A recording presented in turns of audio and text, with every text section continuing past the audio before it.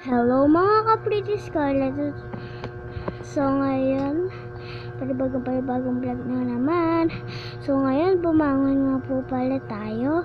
At iligpit ko nga po pala ang aking higaan.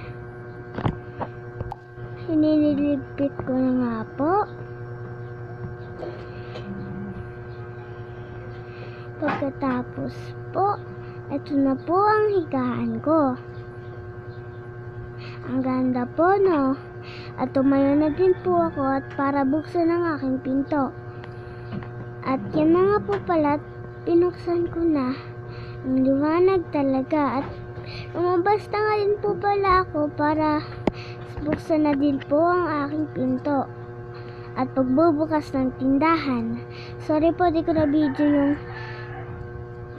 yung pagbukas ko ng tindahan. Bye-bye, mga ka-Estin.